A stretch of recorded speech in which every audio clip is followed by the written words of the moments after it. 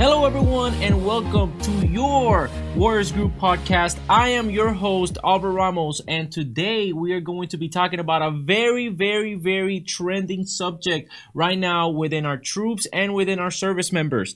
Today, we are going to be talking about the Skillbridge program and how to create a fail-proof package that will for sure get approved by your commander. All right, so step number one into creating a fail-proof Skillbridge package, and the reason why I tell you guys this is because I am currently going through this process, okay? It took me about 3 weeks to a month in order for me to do my Skillbridge package. However, I make sure that I did my research, and in reality, like, there was a lot of back and forth that I had to do. I had to talk to a lot of people. I had to go to the Skillbridge office multiple times, and that office, which is located in building 13150 in Camp Pendleton, is extremely helpful. But essentially, it boils down to step number one. Step number one is to ensure that you go to the DoD Skillbridge website and you pick out what is it that you actually want to apply for? What Skillbridge program is it that you want to apply for? Do you want to apply something that's very popular right now is personal trainers? You know, a lot of people want to become personal trainers in the Marine Corps. So it's a personal training. Do you want to go into financing? Do you want to go into social media? What is it that you want to do and go off by a Skillbridge approved company that is going to be on that website? One of the biggest things that I'll tell you is to start early. You have to start looking early because some of these companies do take some time to get back to you. Some companies do get back to you pretty quickly. However, some companies take their time, specifically if you're looking to do a Skillbridge that is out of state. So ensure that you start this process before your 180-day mark that you can start Skillbridge. Start this process way in advance. I would say around your 9-month mark before you actually transition out of the military. One of the other things that we have to understand is that you have to ensure that when you are being interviewed by some of these companies, they're looking for a position to fill. The reason why they are affording you the opportunity is because they want to give you employment. That's the whole reason behind Skillbridge. They want to give you an employment at the end of your time with the military. So you want to make sure that you're not just simply filling a position and that the actual company that is hiring you, that you're actually being interviewed and actually applying for the position that you want. I've already heard, when I was talking to people, I already heard of situations to where the service member went through the entirety of the process to start Skillbridge in a program that it wasn't what he originally thought it was.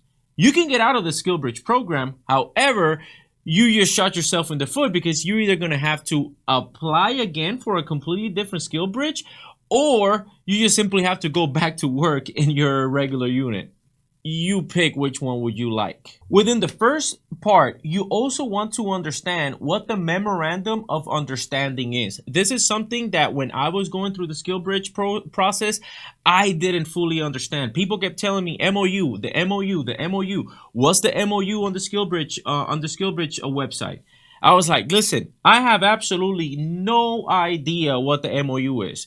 Came to find out that the MOU was the Memorandum of Understanding. And the Memorandum of Understanding is between the Department of Defense and the company, okay? The companies take a long process between 6 to 9 months from the time that they submit their application in order for them to get fully approved, in order for them to be on that website, okay? And sometimes even after they're approved, they don't even go on the website. That's why it's important to ensure that you do your research, because you want to ensure that the MOU is for the time that you are actually allowed. What do I mean by that? If you're trying to go to, let's say, a real estate Skillbridge. If you go into the Skillbridge for real estate and the MOU for the specific company that is there, it's only 3 months, but you want to take the full 180 days, the DoD and your command will only go off what's stated in that memorandum of understanding. they will not go by whatever it is that you are actually requesting. That is extremely, extremely important to understand, because what the memorandum of understanding will do for you is it will let you know how much time is it that you're going to be authorized to work for that company before you EAS. The second part that you need to do to ensure that your SkillBridge package will get approved is you have to get interviewed. And within you getting interviewed, again, you have to ensure that you're applying for the actual companies that you want. You want to ensure that the companies meet your short and long-term goals. And I will go a little bit deeper into that here with my personal example, which I will provide. When I was starting the SkillBridge program, I am already a licensed real estate agent here in the state of California. Therefore, I cannot do the regular SkillBridge program because I would have to forfeit the checks and the commissions that I will be making because the Marine Corps is already paying me. And since I'm already a licensed real estate agent that's been doing this for a while already, that wasn't something that the real estate SkillBridge honestly wasn't something that I was looking into. I was looking into something that would fit my long-term plans. For example, I'm already a licensed real estate agent here in the state of California.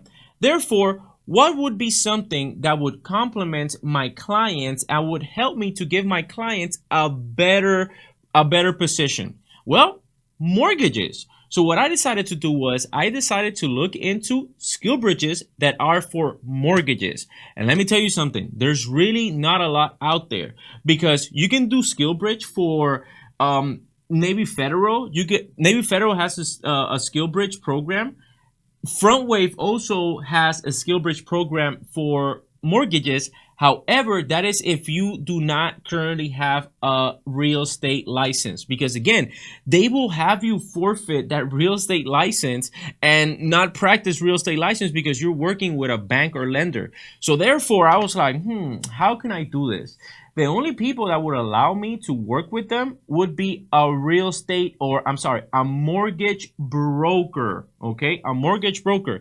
The thing is that the mortgage brokers either don't know about the SkillBridge program or are in the process of getting approved but not approved. At least that was the case when I was doing my SkillBridge program.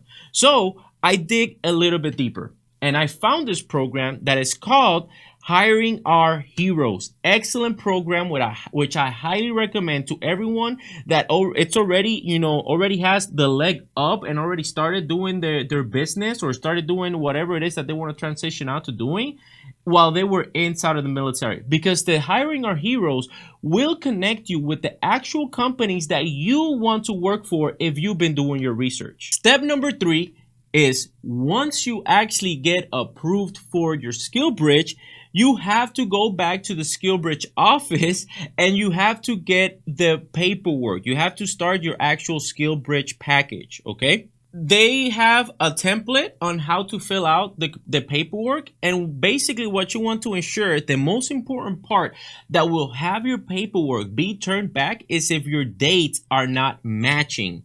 You want to ensure that all throughout the paperwork, because there's going to be a SkillBridge package that the SkillBridge office will give you, and there's also going to be paperwork that your command will have you fill out.